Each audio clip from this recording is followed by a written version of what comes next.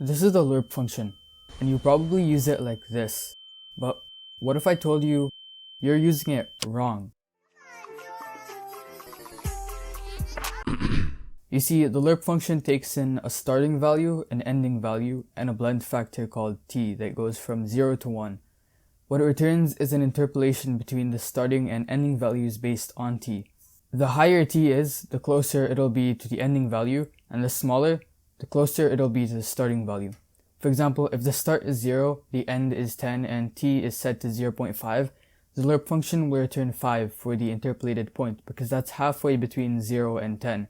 So that's good and all, but why doesn't this code work?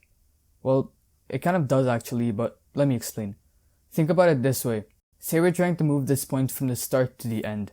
We're running lerp on every frame in the update function, and each time we're passing in 0.5 as t, meaning on every frame, our point will move half of the distance it needs to cover to get to the end. On frame 1, going halfway will bring us to 5. Then in frame 2, we go halfway again, but now it's no longer the same distance because the space we have left to cover has also decreased by half. This leaves us at 7.5. Then on frame 3, we'll go an even shorter distance than on frame 2, which will leave us at 8.75 and so on. The first problem with this approach is that we're not moving linearly with a constant gap between each frame. The second problem is that we never actually reach our ending value. If the point keeps going half the distance it has to cover, it'll get really close, but it won't ever touch the ending because there will always be just a bit of space left. Depending on what you're using lerp for, these two problems might not actually affect you. For example, if you're trying to do smooth camera movement, having non-linear movement is actually good and accurate positioning doesn't really matter. And there's really nothing wrong with the current implementation. But if these two things do matter, or even if they don't, there's a much better way to implement lerp, and you can also add your own custom smoothing to it. Instead of keeping t constant, we need to change it as we move our point along this line. We'll calculate t by dividing the amount of time that has passed since we started the lerp by the amount of time in seconds it should take to complete the lerp, which is a variable we'll set. That makes t a percentage, representing how far a point should be between the starting and the ending values. It also means that t can be anywhere from 0 to 1.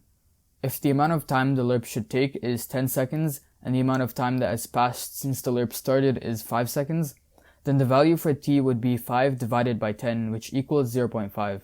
This would put our point halfway the distance it needs to be. Then on the next frame, the time passed is 10 seconds, giving us 1 for t, and then our interpolated point would be at the end. So here in my script, I have 3 variables for the starting, the ending, and the point that should move between the two. I'll also create a public float for the amount of time the lerp should take, and a private float for the time elapsed, which will change every frame. In the update function, I'll create a float t, which will be the time elapsed divided by the lerp time, as I explained before. Then below that, set the point's position to vector3.lerp, taking in the start position, end position, and the value of t we just created. After all that's done, let's increase the time elapsed because it needs to be updated every frame. We'll increase it by time.deltaTime, which is the amount of time in seconds that has passed since the last frame. Let's also clamp t between 0 and 1 because it's supposed to be a percentage and percentages only go between 0 and 100%.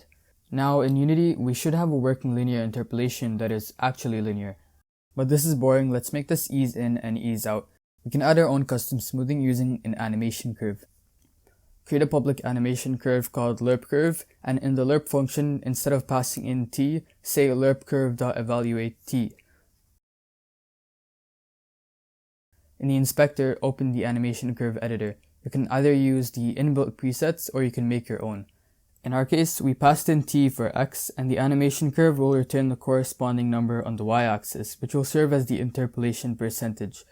If you do make your own curve, then make sure all the points stay between the ranges of 0 to 1 on both the x and y axes. I'm going to go with the preset that looks like an S so we have some smoothness to our motion. And now when I run this, I have some really nice easing with just 2 extra lines of code.